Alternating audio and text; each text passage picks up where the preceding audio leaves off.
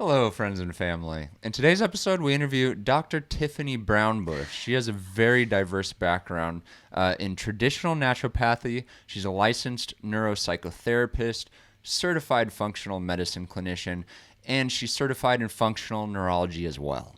She specializes in root cause treatment for ADHD, anxiety, nervous system dysregulation, and memory health. She treats clients and patients using her method of brain, body, and mind. So without further ado, here's our interview with Dr. Tiffany Brownbush. One more thing. Do you want to boost your energy, mental clarity, and focus in just 30 days? Click the link below so that you can download my free guide with 6 simple changes that are going to help you feel amazing and confident.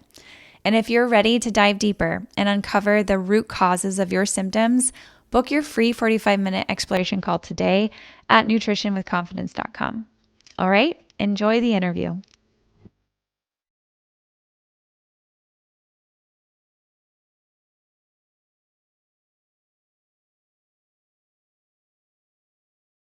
Dr. Brownbush, thanks for being on the podcast today. I wanted to start off by asking, could you share what led you into the fields of naturopathy and neuropsychotherapy? Oh, yes. Yeah. And thank you for having me. I appreciate you both. Um, I think it was a labor of love. I really do. I think I struggled. I mean, if I had to go back, because it's been a while. So, if I had to go back, I was always interested in self help. I mean, in high school, I was interested in self help, and later, just the field of psychology became like a natural direction to go with things. And then I was introduced to someone when I was younger who was into natural medicine.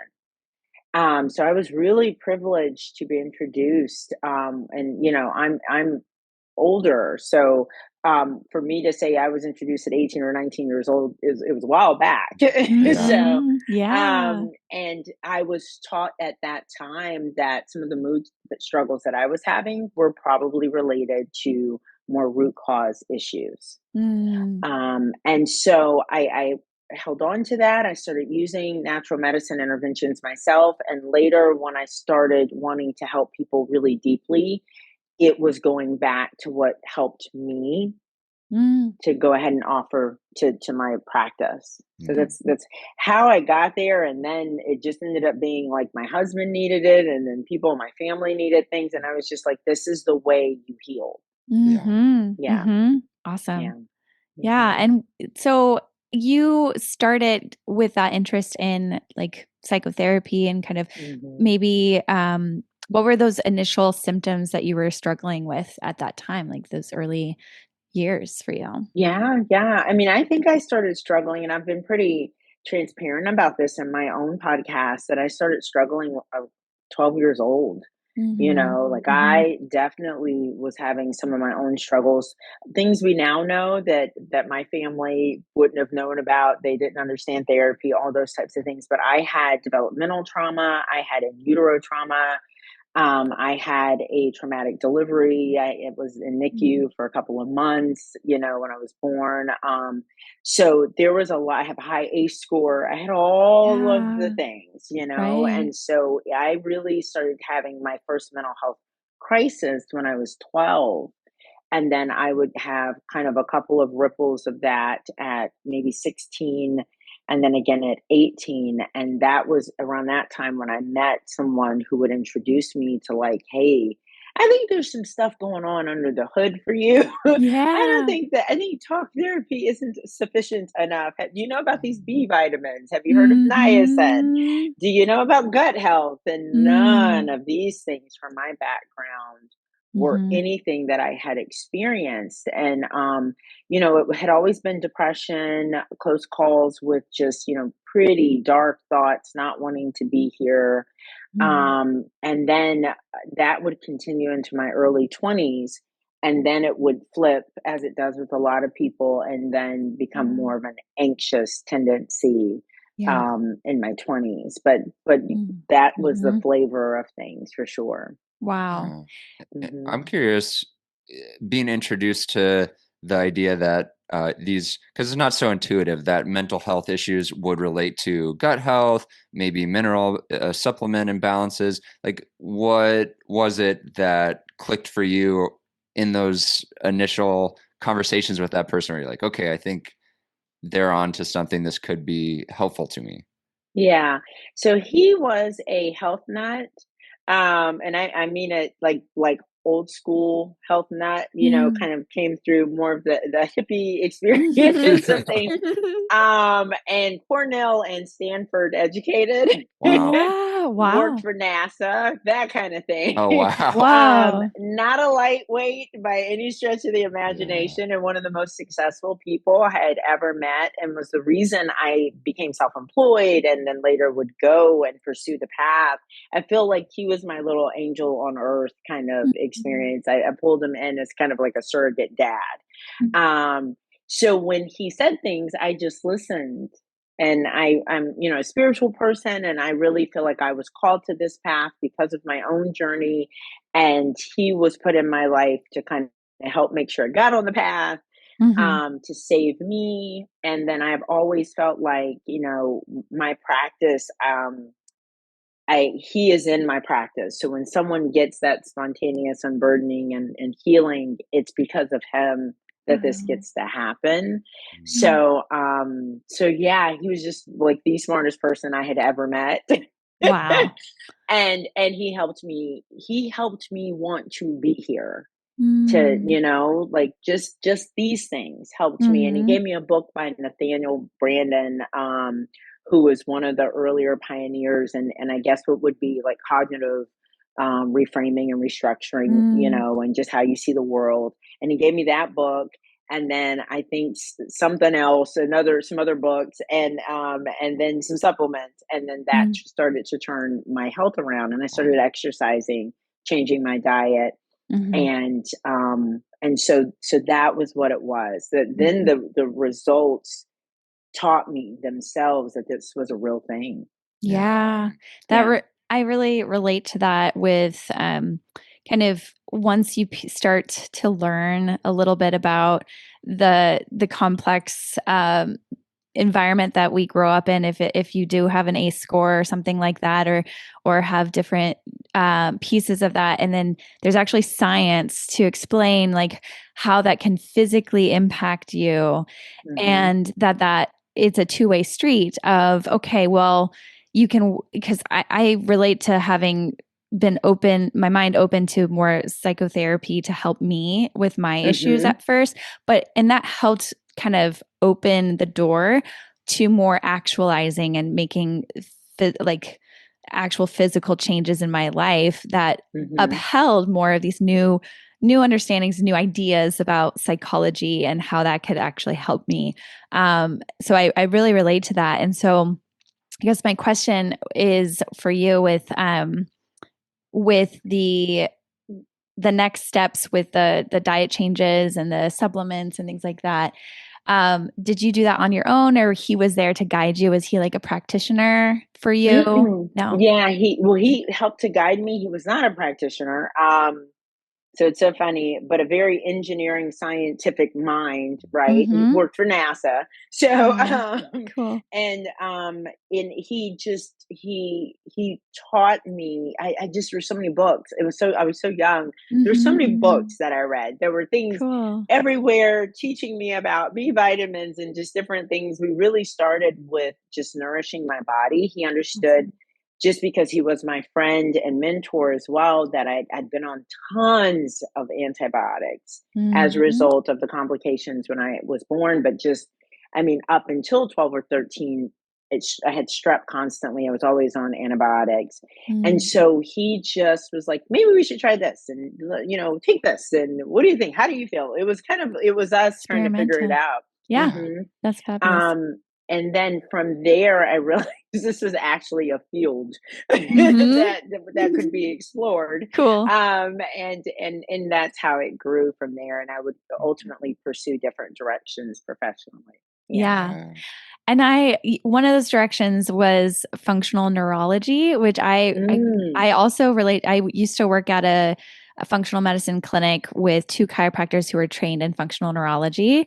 And it was Yes. fascinating because as an employee there, they have you go through their program too. And so Oh, wow. I was the nutritionist at the time, but I was exposed to the testing that you do, like the physical testing that you do Hmm. for functional neurology.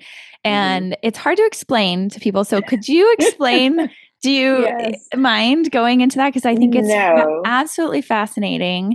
Yeah, Hmm. go ahead and Yes, yeah, yeah, no, and how that so one thing to note for everyone is so one of the things that came out of my childhood is I have had a bit of a compulsive personality. Okay, Mhm. so what I did is decided to funnel that into education. Great. So Great what you tool. will notice about my bio is that I have collected a lot of education along the way because Yeah. it gives me a lot of dopamine. I've needed things personally. I've had a number of car accidents Mm. that would ultimately change some things for me neurologically, and then it turns out that people would show up, especially in the ADHD world, that could really benefit from someone who knows how to diagnose ADHD from a functional neurological perspective, right? Mhm. Because it is a complicated diagnosis, in my humble opinion. Yeah. Mm. And so yes, functional neurology seems like a bit of a departure, but it actually folded in quite beautifully to all the things that I do. And what you're looking at is, I don't know if I have my brain hanging out anywhere here. I don't see it. But the way the brain works is you have the cerebellum in the back, and the back of the brain on both sides. You're going to have, like, right where you have your brain stem in the back, you're going to have the cerebellum in the back, and they connect into the prefrontal cortex. Okay. Okay, on both sides. The cerebellum is going to be 80% responsible for the performance of all brain lobes. Mm. So when you go and you diagnose someone with ADHD, which is a prefrontal cortex diagnosis that also has, there's an area called the anterior cingulate gyrus, and it is gear shifting and flexibility and all that. Both of those areas are pretty active in ADHD. You might want to know if the cerebellum is impaired in any way, if it's got any problems, before you throw amphetamines at the prefrontal cortex. Wow. And that's what a lot of that's what the industry does. That's what conventional medicine does. And men like Karazian, Dr. Datis Karazian, Mhm. Dr. Amen, Daniel Mhm. Amen, Dr. Malillo, Robert Malillo, they have said, what if we look at the brain? Before we do anything and we listen to all these symptoms, what if we just check to see, how is the brain stem? Does it have any remaining primitive reflexes, right? Mm. And all of our moms will know that primitive reflexes occur with babies. You know, you've got your Moreau, and you've got, which you would have encountered with your experience in functional neurology. There's the Moreau reflex, there's the palmar grasp reflex. There's going to be a number of different reflexes that you're looking for, startle responses, things like that. Mhm. That's the brainstem. How is it functioning? You assess that. A lot of times you're getting a disturbance from those reflexes that go into the cerebellum that then ties into the prefrontal cortex that is then diagnosed as ADHD. Wow. So the problem with that is if you give a 7-year-old who actually has functional neurological imbalances Adderall, and you don't treat these imbalances, you are now building a house, to use that metaphor, on a very unstable foundation. And you're doing quite a disservice to the child, but then this can happen in adults as well. So when I do a brain health assessment in my office, I assess, do we have retained primitive reflexes? How is the cerebellum? Which brain lobes are involved? People are balancing on one leg, trying to touch their nose. Yes. There's all kinds of things that we're doing. We're doing brain timing testing with the interactive metronome. Yeah. But when we do this, we get phenomenal results. I work myself out of a job all the time. Like, Mm. Love people that. don't need me anymore because we Yes. Yeah. actually get such good improvement Yeah. doing all of that. So great question. You know, Yeah. it's a fascinating space to work in. Mhm. Yeah. So I'm sure that is a big experience, you mentioned like your own maybe traumatic brain injuries that you've experienced that kind of shaped more of this methodology that you practice with brain, body, and mind. Hmm. So can you go more into your method and kind of how you developed that approach? Yeah, absolutely. And and I didn't even know anything was wrong with my brain, as most people don't. And then you Yes. meet Dr. Daniel Amen, and my first close encounter with Dr. Amen, who he's just one of those mentors, those people in my mind that just really shifted everything for me. I think was the first time was maybe 2013, and then in 2016 I met him Mhm. again, and then in 2018, he said, "You need to get your brain scan." He literally Mhm. told me, "You need to go get your." In 2016, he said, "You need to go ahead and get certified in my program." And then a few years later, he's like, "I think you need to get a brain scan." And when Dr. Eamon says you need your brain scan, you just go do it. You know what I mean? Yes. And so that had a in all of this. I would marry someone who is neurodiverse Mhm. and didn't understand ADHD. I didn't understand neurodiversity at all before I met my husband. So it was really the combination of having a neurodiverse partner where we really needed a lot of intervention for him to be able to have a healthy experience. And that would happen around 2010. And then meeting Dr. Amen and learning about all that. And then ultimately Dr. Karazian and Dr. Malillo, and realizing that Dr. Amen always says we're the only field that doesn't look at the organ that we treat, Yeah. right? We don't assess it. I mean, like we don't functionally assess it. We don't Yes. image it. We just give out medications. And I think I have just listened and seen this so much. It just feels negligent. It just Mhm. feels so any assessing I can do, we do. Mhm. And there's Yes. always something wrong. We've all bumped our head, hit our head. Dr. Amen says you ask them 10 times. He says find 10 creative ways to ask someone have they fallen and hit their head. And usually by the seventh annoying question, someone finds a time they had a car accident, they fell downstairs, Yeah. and then that is a piece of the treatment. Hmm. Yeah.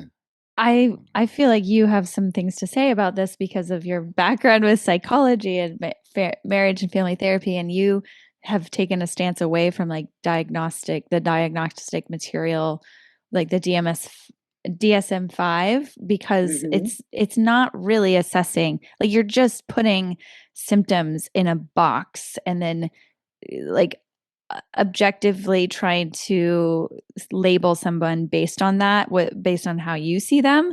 And Hmm. you're not actually like with the functional neurology test. Like I remember going, like you mentioned, like the marching in place. And I remember doing that and actually opening my eyes and seeing, like, oh my gosh, like I just walked like forward and I wasn't trying to walk forward. And I don't remember what that meant, That was but the Fukuda test. Yeah, Dr. yes, Fukuda created that one. Yeah, you're gonna walk up and then end up pointed the wrong direction, and that yeah. tells us which hemisphere is in balance. Yeah, Wow. Exactly. yeah, And yeah. that kind of real Kind of testing important. exact Yeah. Yeah, you absolutely. you made such a good point about that assessment of the brain. Like, can we do scans or, with Something. something? Yeah. Anything, right? Go Yeah. ahead. And I wonder if you Yes. could just elaborate more on you've used the word root cause a few times, and I'm Hmm. hearing like in your assessments, you're really looking at a wide scope of people's backgrounds, and with the functional neurology,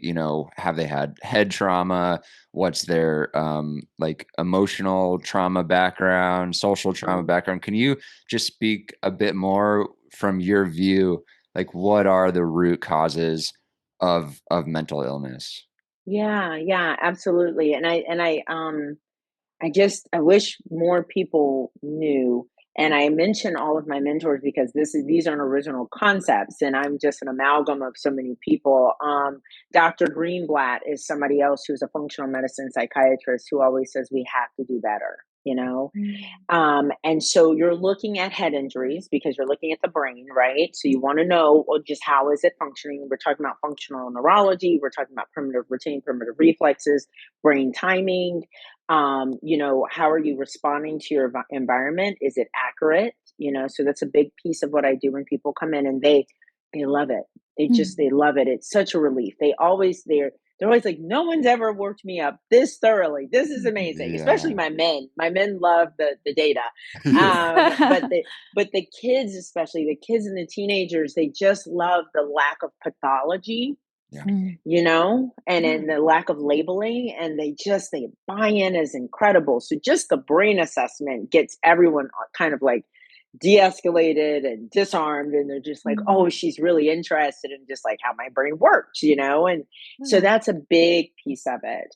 And then I go to blood work. You cannot work with me. I've had to just get very firm and have good boundaries. I will not work with you if you will not let me take your blood. And I don't want to charge a lot for your blood, and I want a massive panel of it, wholesale. So please just let me have your blood, because there's so much that goes on, especially in pediatrics, with the blood work, right? So, and one of the things some of my mentors have always said, like Karazian and Greenblatt, we don't have to go into the crazy stuff immediately. I don't need like a gut lab and all of the food sensitivity. Just let me look at your blood work, you know? Yeah. Because most of them have B vitamin problems. They can't activate their B vitamins. If they're in a mental health practice, they're probably having a B vitamin problem. So often there's anemia. So often they don't know that they have positive autoimmune titers. That happens disturbingly frequently, right? And so we've got a lot of inflammation then that's present as a result of that. So much just liver issues. I get high liver enzymes, so there's usually something going on there. There's just basic things, thyroid issues, hormones are kind of out of whack. People don't know they have antibodies to their thyroid. Just so then we just sit there for a second. Like, so my brain health assessment is really like, let me do your blood work, let me assess you. Let's do an audit of your diet. Let me see just kind of what are you eating? Are you going to bed? Do you drink any water? Is there any protein in your diet? Just those things. Basics. Yes. And then the ACE scores, and do you get outside? Are you moving?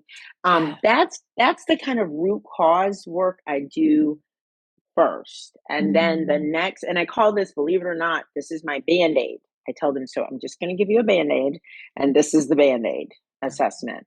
And then when we get into all the, more sophisticated functional medicine, then we're going for the higher level things where we're looking at mold, and we're looking at, stealth infections and environmental toxins and all of those things. And that's that next level. And then trauma is the other piece of it. Yeah. And on that topic of trauma, on another podcast, you said trauma is not what happened, it's what continues to happen. Could you speak more to that? Yes. You did your homework. Okay. Yes, I did say that. Someone brilliant said it before me. But I loved it when I heard it. And that's the truth. The problem is something bad happens, right? And then for whatever reason, maybe there weren't people around to help us metabolize it properly and really process it. For me and my journey, the adults in my life, because of their own trauma, could not help me metabolize what I had experienced. And so I held it. And I kept holding it, and I held it in my tissue, and it would reactivate. So the challenge was, I didn't know it was trauma, right? Because especially in my culture, I'm African American. There's a strong Native American aspect to my history, and in African American culture, therapy is just something that is just now being embraced, and talking about trauma is just something that people are now understanding. But before, because of our history, you just needed to survive. We Right. don't have space to have big emotions and to be in those places mentally and emotionally. Just get Mm. over it and move forward, right? Yeah. Mm. And so then because of that, I didn't get over it, and many people don't get over it, and it just gets reactivated in the moment, and then your body re-experiences it, right? Mm. So the issue is then in the tissue, right? Your Mm. body is reactivating. You have neural pathways that then get reactivated into that same trauma response. And what fires together then wires together. And so you're just a walking, ticking time bomb Mhm. of kind of trauma triggers. And this is how I think a lot of us end up so ill and Mhm. unwell and anxious and with autoimmune disorders. So Mhm. metabolizing it is so important. Yeah. What do you Mhm. find to be the most effective way to help people with metabolizing that trauma? Is it just that like you have done with like the actually changing your lifestyle, like feeding yourself more, but or is there anything else that you'd recommend? Yeah, great question. And this is once again where I'm quite eclectic in my approach to things. And I like someone just signed up with me for an intensive where we spend like 4 to 6 hours together, and I'm Awesome. gonna customize our time together, right? And I'm Yeah. gonna pull from IFS parts work, and I'm gonna pull from brain spotting. That really like that seems to Mhm. work. Brain Yeah. spotting apart, is really, really Yes. effective for people. Awesome. If they get activated in session, we're doing emotional freedom technique, which is really, I Mm. find, amazing at combining cognitive restructuring and then somatics, like working with the nervous system in the body. So that is currently where I land a lot Mm. is just kind of blending these with people. Mhm. I absolutely love IFS and doing parts work. It has been a game changer for me and my practice in working with people and personally. Yeah. Yeah. Yeah. And Absolutely. we've done a few podcasts where we've interviewed experts in internal family systems, IFS. And so Mhm. people are interested, highly recommend listening to those for a deeper dive on that topic, as well as Dr. Schwartz has a ton of great podcasts, and he is the founder of IFS. And you also mentioned brain spotting, which I think would be a new modality to our listeners. Could you talk about what brain spotting is? Yeah. So brain spotting is very much kind of, I don't know if your audience is more familiar with like EMDR, Yeah. but EMDR I think is really what kind of prompted brain spotting. It came first. The gentleman behind brain spotting was an EMDR clinician, and he realized that if he watched where people's eyes went, they would pick a spot as they were telling a story. So if I say to you right now, tell me about your first car, what color was it, what was the model, and you go to think about it, you're going to look a certain direction. That's so Be- interesting. Yeah. isn't that, yeah? Yeah. That's how they teach it to us. And if you watch your clients and patients, that's what they do. Mm. And that's an indicator of where the midbrain has stored that memory. Mm. Mm. Mhm. And Mhm. so then the idea is if you can get the person to train their eyes on that spot, and then you do a lot of releasing work and getting them to just talk about what comes up somatically, do some containment and all these different things, you can actually process through that trauma, right? Whatever, or the memory, even if it was just an unsettling memory, it doesn't even have to be like traumatic. Yeah. But by using the eyes, I was in a situation where I was feeling claustrophobic, and I wasn't expecting. I didn't think I had claustrophobia. I wasn't expecting this at all, Mm. and I was kind of stuck in this situation, and I couldn't get out of it. And I said, okay, what tools do I have other than breathing to calm my amygdala? And I said, find the spot that you can look at that feels the most activating, and find the one opposite to that that feels the most calming, right? Yeah. Yeah. Because there was a spot that my eyes were going to that was reactivating my nervous system. And so I found a place that felt less reactive. And I swear to you, trained my eyes there for the remainder of Mhm. the treatment that I was undergoing. And Awesome. that helped to calm. So there's a belief in brain spotting that there are also calm spots, just like there are Mhm. activating spots. And we call those resourcing Yeah. spots Wonderful. for the Yeah. system. Yeah. It's a really interesting approach. Yeah. This actually reminds me of what your dad does now. It's something different than brain spotting. Emotion, we'll have to link it for everybody to, but it's very similar with the eyes and the yeah, I think that there's so much power in Hmm. movement to our eyes, and Yes. we can really tap into that as a somatic release. And I encourage people to work, yeah, definitely check out brain spotting and other, yeah, just the different kinds of somatic work that you've talked about to help people with releasing trauma, metabolizing it, right? So it doesn't stay stuck, and it can help you move through other the other steps that you need to take for the rest of your health healing journey. Yeah. What were you going And to I say? would add to that. I think because I know you have the functional neurological awareness as well. Um, eye movement is bilateral, Mhm. right? And Mhm. anytime you can connect across the corpus callosum, the midline of the brain, it and integrate the hemispheres of the brain, you Yeah. have more integration, right? Mhm. So Mhm. even something like going for a walk, right? Just go outside, go for a walk, look left, look right, look left, look right, look left. Yes. Like this is can be very inexpensive, So right? simple. So simple. So simple, right? And Yeah. just that can be calming. Mhm. So in EMDR and in brain spotting, we use bilateral music. And Yes. Yes. David Grand is the creator of brain spotting, and he has hand mixed our brain spotting music, and people will sit and we'll integrate. We'll go back Mhm. and forth as we're Mhm. working spots. Yeah. Yeah. So there's so much to it to help metabolize. We're just so Yeah. lucky because our parents didn't have this stuff, you know? Right. Right. Right. So I'm We're always just like, we're so privileged, you know? yeah. We really Yeah. I'll are. just speak with Mhm. my own experience. Both of us have really been helped by IFS, EMDR. I worked at a group psychotherapy practice, and a lot of the therapists anchored their work in EMDR and brain spotting. Mhm. And we would do an intensive, so people would come often in crisis. Often these were people who were just really stuck. Their therapist was stuck with them, and so they'd send them to psychological counseling services, and they would Mhm. do 8 days of intensive therapy, like Oh, 10 hours wow. a day.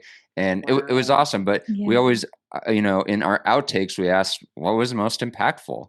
And it was regularly EMDR. That was Mhm. Wow. EMDR and the parts work. And so Yeah. And connecting with psychodrama. and psychodrama as well. But Mhm. connecting Mhm. with a practitioner Wow. like yourself who is really competent and you connect with and you believe can help you, who's trained in EMDR, IFS, these sorts of things. If you suspect that you have a trauma background, even if it's not Mhm. capital T trauma, like for me, I didn't Right. experience capital T trauma, but I experienced a lot of little T traumas, and Yes. pain in my family of origin. And, I was diagnosed with persistent depressive disorder in college.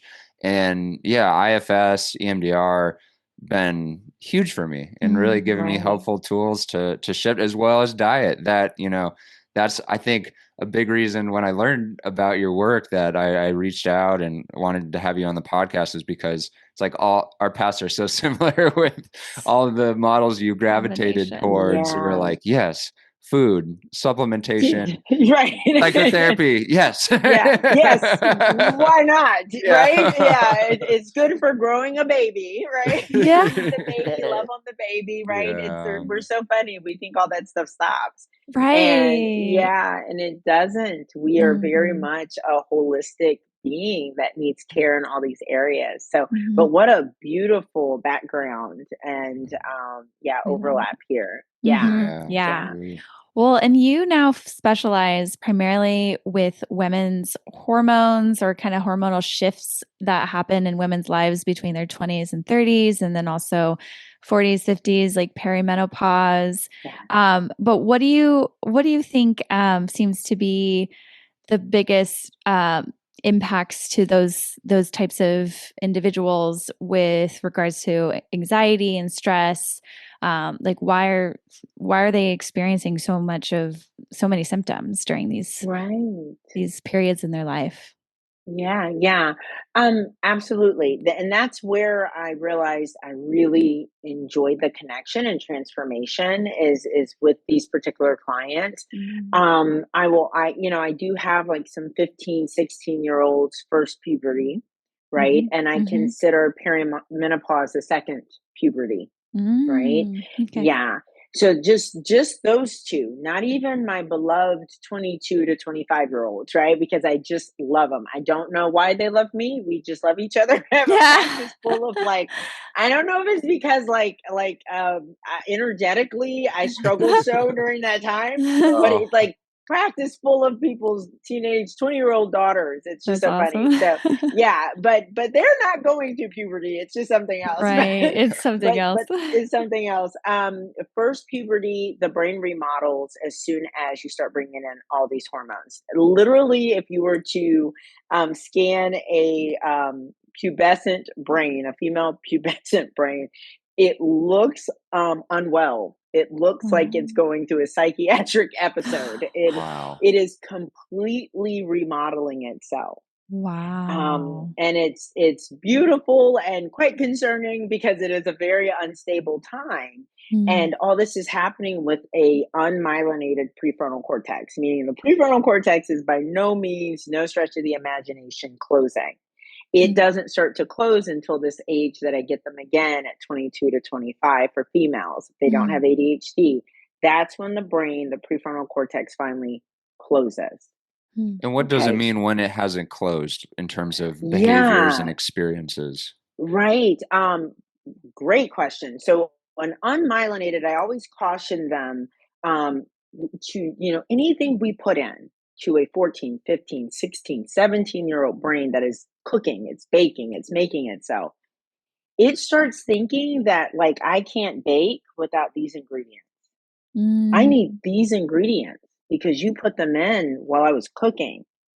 Oh, wow. So when they drink or they use drugs or they are put on prescription medications, you are actually wiring in need for these things, Yeah. right? Oh, And so that's why we know, like in mental health, if you start using a substance during this time frame, you are more likely to develop a dependency later on in life Mm. because you myelinated around these drugs or medications or so forth, right? oh, And it just means that neurons and connections are coming together and patterning the brain, and highways and expressways and connections have been laid down in the brain.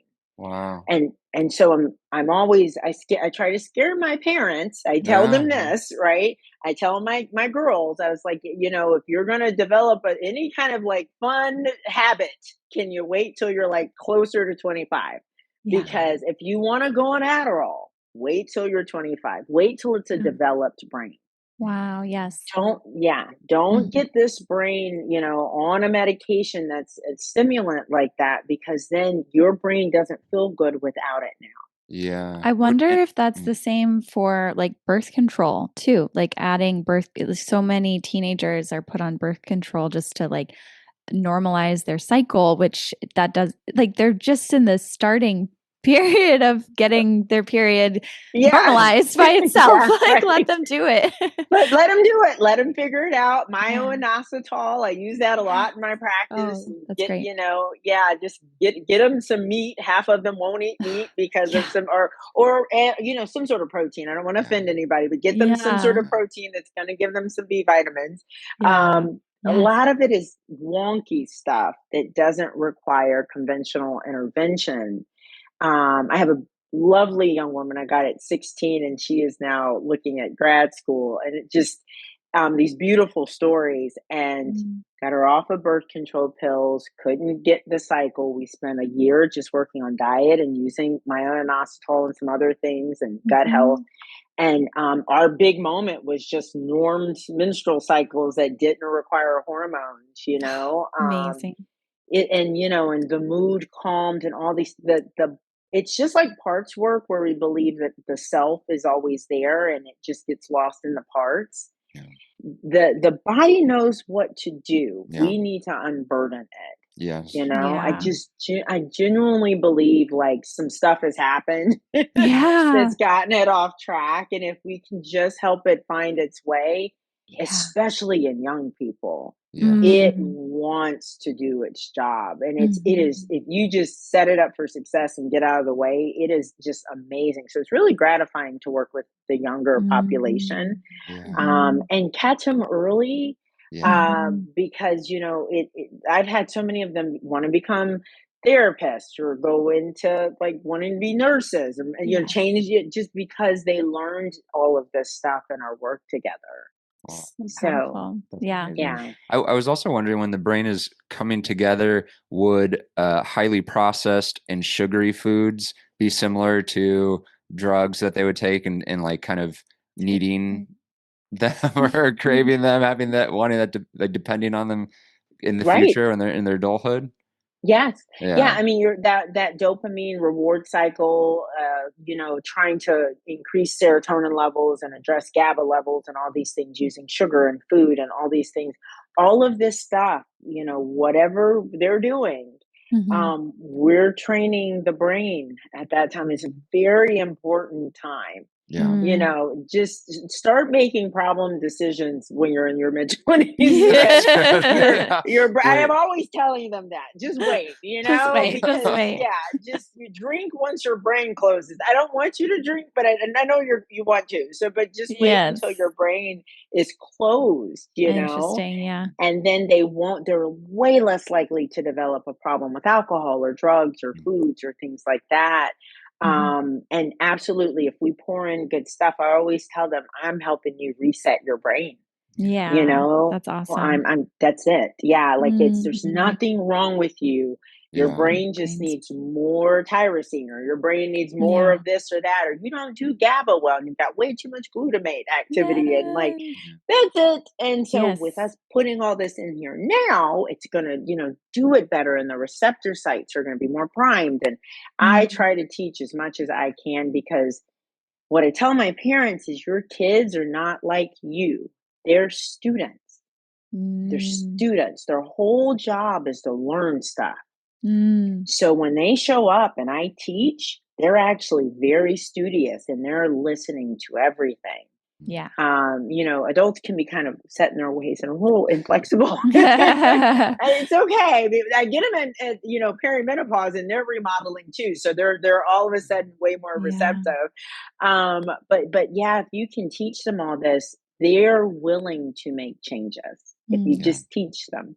Yeah. And with you said the frontal lobe closing for women, it's that 20 to 25 age, right? And then Hmm.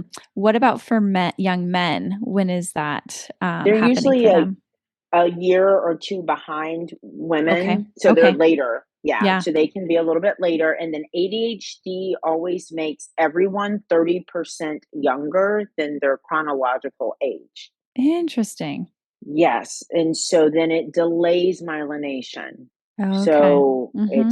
it's a slower process. I've had men, I could tell in our work together, men start their myelination or complete their myelination process closer to 30. I Mm. could tell that their Mm. executive function had just shifted, and that their neurology had shifted.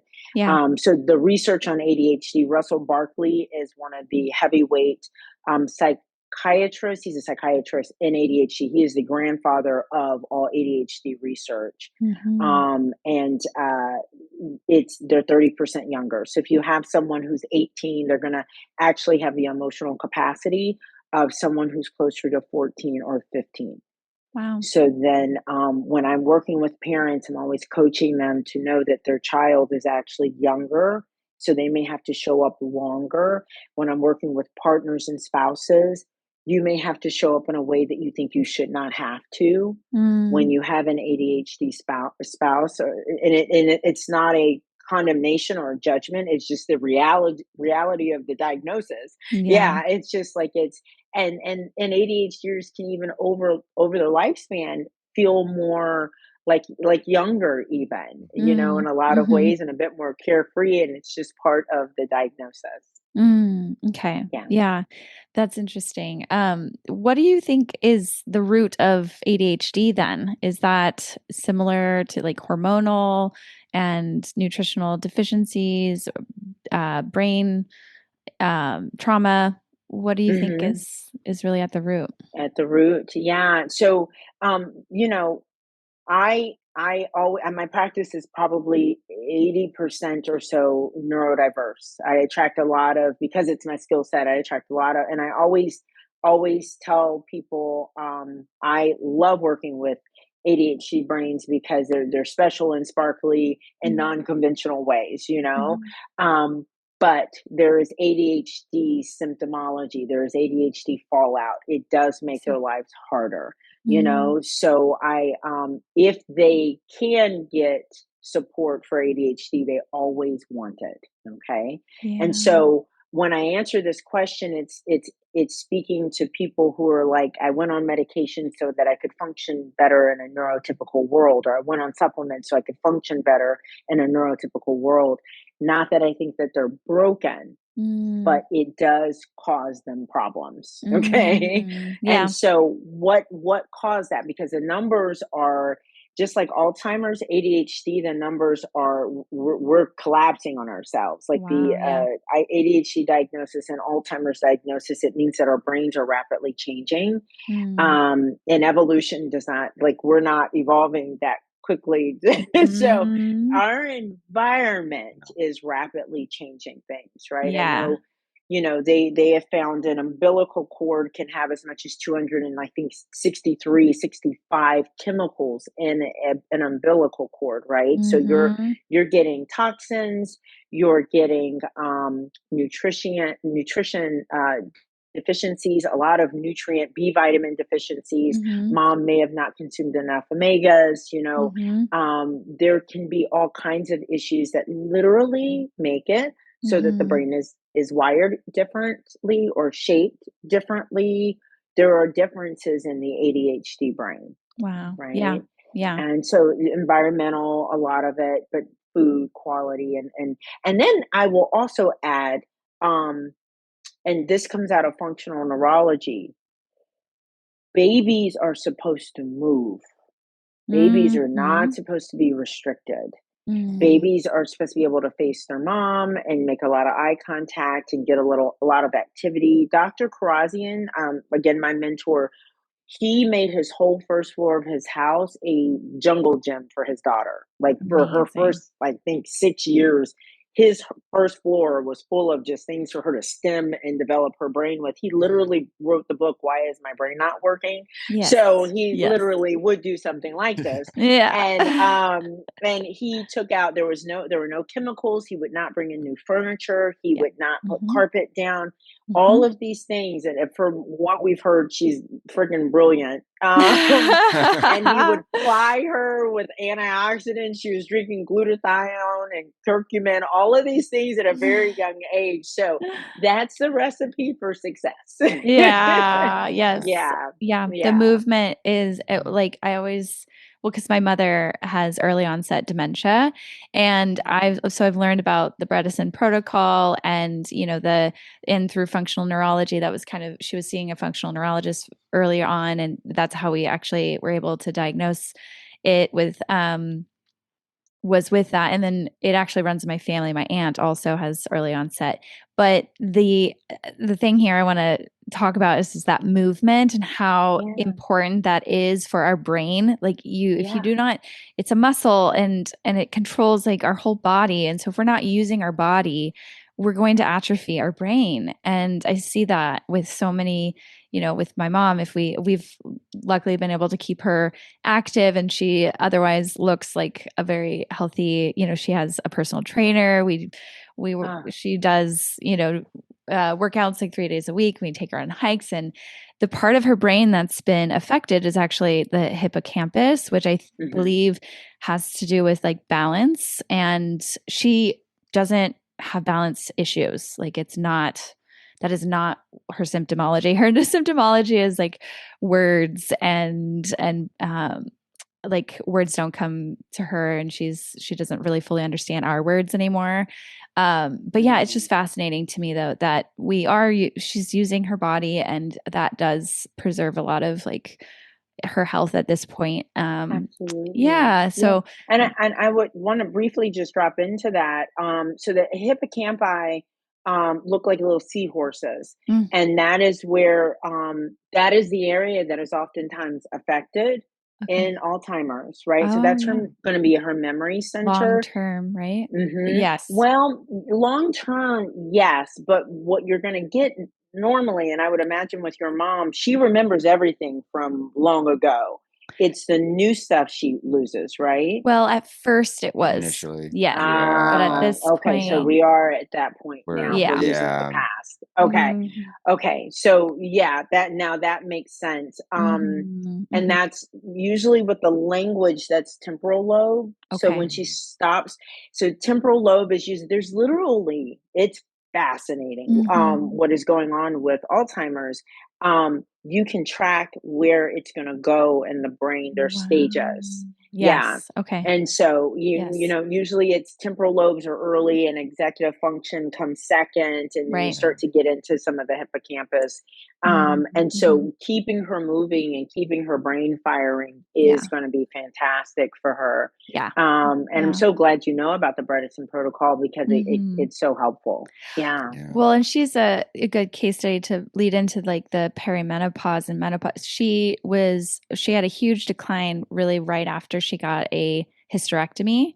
And I read the book Oh, XX Brain. I don't know if you know that book, I but haven't read that one, but I've yeah. heard about Yeah, it. all about the importance of our hormones Hmm. to help us with our brain function. But I would love for you to talk more about that phase for women because I see a lot of those clients as well. And well, menopause, but perimenopause, I think yeah, they're often people Hmm. are just feel like they're going crazy. And there's all Yeah, kinds for a of very long time. Yeah. nervous system dysregulation and hormone dysregulation. So tell us about how you help those individuals. Yeah, absolutely. And you're absolutely right. The Bredesen protocol looks at hormone receptors in the brain and how important it is to make sure that you're doing some Mhm. degree of hormone replacement therapy with women Yeah. to prevent and address this. And so, Mm. yeah, big piece of things. And, you know, really perimenopause is that decade. It's anywhere from 2 years to 10 years. I think 12 years if you know, you can kick off at like 39 and end for some of us at like 52. So it's a Mm. very long period for Wow. everything to be going haywire. And perimenopause is really about a couple of things. Progesterone is going to drop out. That is the first thing that drops out. It is the first one that goes. It is not estrogen. That is the last thing to go. Mm. And so many women are very confused about that. So if I can just get the message out that progesterone is what's going away first, I think so many women could be helped by that. Right. And progesterone helps us to feel like, you know, like imagine a glass of or two of wine feels, or like I would imagine Valium or Xanax or all these different things that are very calming Relaxing. and regulating and relaxing. Yeah, that Mhm. goes away. That goes Mhm. away. And Mm. so then we're anxious and we can't sleep, and then we don't like anyone anymore, and we don't want to be touched, and the libido can go out of the Mhm. window, and it's very dysregulating for the system. But the other thing, I was just at this amazing conference where I got to hear Dr. Kabeka speak. She's an integrative gynecologist. I have her book on my table, and a couple of other specialists who really love this space. And one of the things I didn't understand is that histamine levels really get out Mhm. of control Right. because of the decline in progesterone. So Right. women are waking up in the middle of the night after they've had a couple of glasses of wine because they fed that histamine pathway, right? And Mhm. so now they're more anxious. So Mm. partly what's going on is unchecked histamine. Yes. And so really looking at what can you do to break down degrade histamine during this Mhm. decade. Yeah. And one of the things that was screamed from the stage a couple of times is to take all the red wine away from these women, because that is exacerbating their Yeah. symptoms. Get them to drink vodka if we have to, Yeah. but do not let them drink Red wine because wine. ruining everything for them, which is what they're wanting to drink a lot of times, Yes, it's you know? the wine, cheese, and chocolate, all high All histamine of them, foods. all You high stack them histamine foods. together, of course, and those are the things you want to eat when you're low progesterone, right? Because you just want Yes. those endorphins. You want to feel like that dopamine, those feel good feelings. And yeah, Yeah. it's unfortunately, Yeah. it's not going to make you feel that way. It just ruins everything. Yeah, yeah. And so I'm going to share this and let all the women listen to it because you were right there and you get it. So it's not just me saying this, because no one wants to hear this. I know. But figuring out, maybe we can use DAO, or maybe we can do some things to help with getting, managing quercetin, managing the histamine load. But that being such a really big piece of this uptick in anxiety and brain fog, and just all of the women wanting a divorce and to just go live in a cave somewhere, because that's Yeah, what they're all wanting to that's all they do during want. this phase. And they're so funny. They're like, I thought it was just me. And then meanwhile, all of their friends are getting separated and divorced. And it's like, slow down. Okay. Wow. Yeah. Wow. Well, what's Isn't it something? fascinating to me about that desire for what is, I wonder if they're all wanting to like go into a cave with other women too. Because Right. interestingly, like you get a bunch of women together and all of the progesterone increase. That's like how we nurture Yes. progesterone, is being women being together, holding babies, like Yes. throwing babies around, not throwing them, Yeah. tossing them, Yes. but Yeah. like dancing together, like Passing Yes. the. Let's pass. Let's not don't play. give me a Yeah. baby. No, We're it's not so recommending that. fascinating. Yes, it is. It is. Yeah, raising the oxytocin. Dr. Mhm. Kabeka talks a lot about, like, anything you can do to raise oxytocin. At this event, this training, like, we had to have this crazy party where it was an early party, not too late, so everybody got in bed on time. But like, we just got dressed up, and she's like, "We're gonna raise our oxytocin at this thing," and we were all like in costume. That's so cool. And she talks a lot about orgasm. That's a big one too. Like, Yes. women, you've got to prioritize anything you can do, because your brain is trying to drop off. And now Mm. all of these things we've been talking about this whole time are so important for keeping it healthy.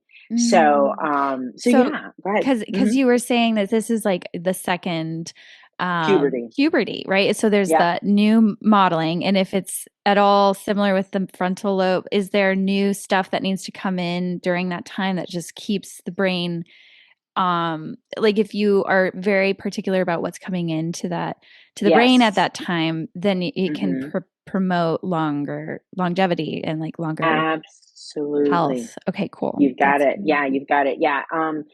Because as you've got the progesterone dropping out, right, eventually you're going to have a drop in estrogen. So that's what's coming when you have the 12 months of no menstrual cycle, and now you're in menopause. Mhm. And now all those hormone receptors and all of that desire for bonding and connecting, like that shifting, you've got a rise in cortisol, right? Mhm. So you've got that shift too. So women can feel Yeah. very on edge. And so whatever you put in, it's going to really matter when it comes to how you feel and what this next phase looks like.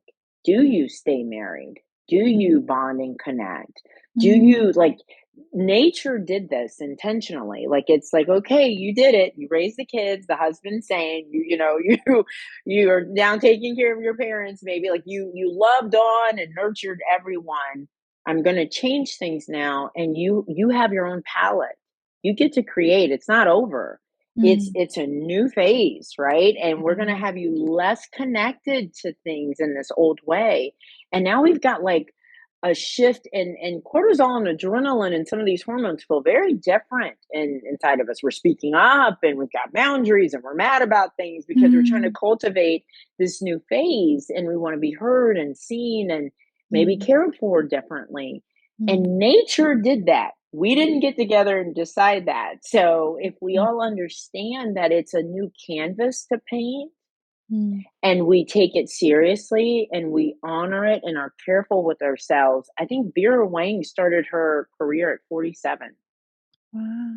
Yeah. Yeah. Beautiful. That, like, there are a lot of women who, like, are like, okay, and 50 years Ready. old, I'm gonna, it's a brand new company, or I'm gonna, do something creative. if we can harness it. And so that's what I want women to know. It's an opportunity. We don't Mm. have to hide in the cave if we can do Yeah. this Yeah. properly.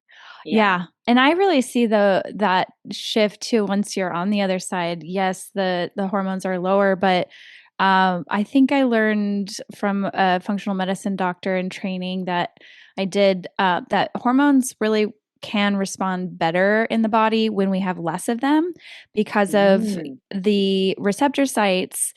If you have a lot of hormones, there could be more resistance to that hormone, like mhm. similar to like with insulin resistance. So just because you have low hormones doesn't mean they don't work as well or Yeah. that they can't work well, you know, that you Right. can. And so, and I see that the less of those hormones being, yeah, I like what you said, that this canvas of, and almost wisdom, like being able to like rest in like all of this life wisdom that you have to give to Yeah. the younger generations. And I think we're really missing that space for women during that time to give and have a place to be like, we want to listen to you, and you have all of this wisdom that, you know, we're, you know, the rest of us women who are still cycling, we're going through our waves, and we need that Yeah. grounding, like Yes. grandmother feeling Yes. to, Yeah. to Yeah. Yeah. give us Yeah. guidance and direction. And yeah, anyways, that's kind of an artistic way to look at it a little bit too. I Mhm. love the emotional awareness that you bring into it, and just like the opportunity that you're giving to so many women to see their bodies in a different light, because it's not, Yeah. it doesn't mean that something's wrong. And there's ways to work with the body, work with the signs and signals that it's telling you. If it does feel uncomfortable, okay, listen to that, and maybe we can Yeah. help it in Yeah. different ways. And it's an opportunity. You're not 20 anymore. Mm-hmm. You're supposed to do things differently. And so you don't need to try to run 10 miles anymore. Like you need to go lift weights, and Yes. you need to do things differently. And it's Mm. your body is making this change whether you like it or not. Mhm. So if you can get with the program and know what you're supposed to do to properly care for it, just like the first puberty, right? We Mhm. someone came along and helped us and told us what we're supposed to do, and then I might show up and say, "Well, let's not do that one, but do this instead." It's the same way here, right? Mhm. Mhm. And as somebody who I had an autoimmune disorder showing up at the same time, Mhm.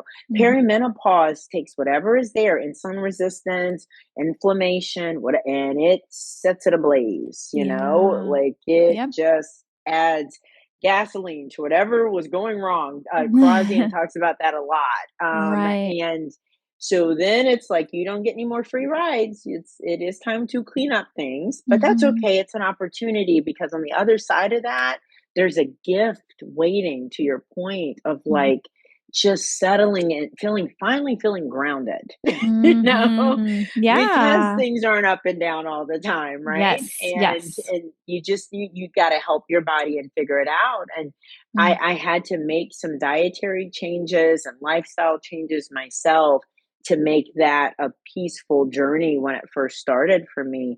But I've been so deeply grateful for this phase, Mm. Yeah. you That's know? amazing. Mm. Yeah. That's so great. Yeah. You were Yeah. talking about the feeling grounded, right? And this Mhm. is talked a lot about with nervous system regulation. And so how do you recommend people um, to ground themselves, or how do you rewire a dysregulated nervous system? Mhm. Especially Great if it's question. like on overdrive, feeling all that cortisol, you're in the midst of that. Yeah, yeah. The first thing for women in particular is a loving, gentle boundary, right? Mhm. I really mean that. And one of my biggest journeys was learning that I wasn't saying no. Mm. I wasn't. I was saying yes out there and no to my parts. So I'm a Mm. big proponent of, in a gentle, loving, kind way, because there's a lot of people pleasing with women.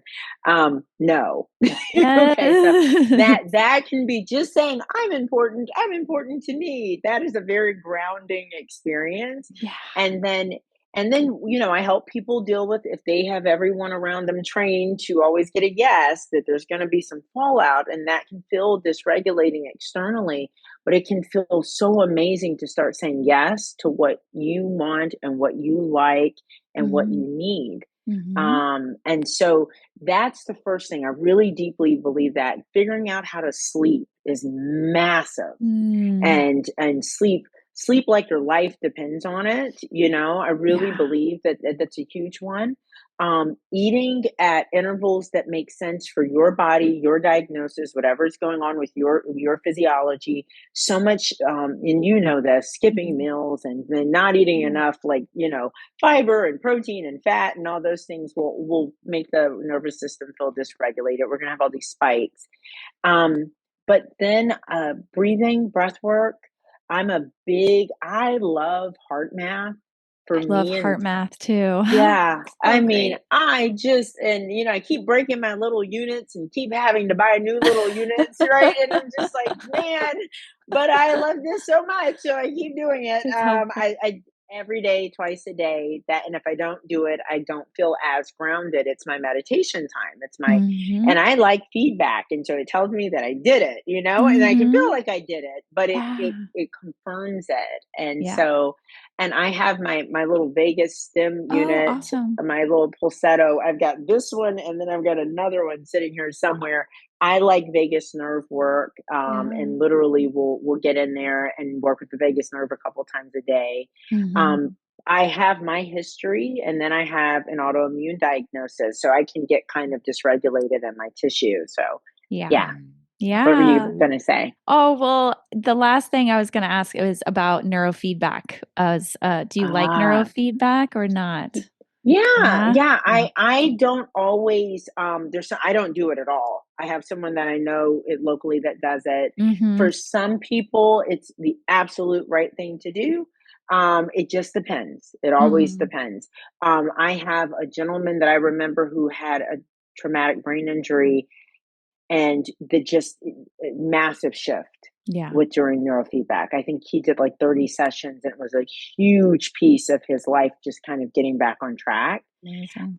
Yeah, Okay. so any neuromodulation can't hurt. Yeah, So Mhm. go for absolutely. it. Yeah. Yeah, Thank you. yeah. Those are Dr. awesome Brownbush, tips. yeah, thank Awesome. you so much for taking the time to be on the podcast today. We're about the end of the interview. Before we wrap up, could you share with listeners where to learn more about your work if they've been engaged by this conversation?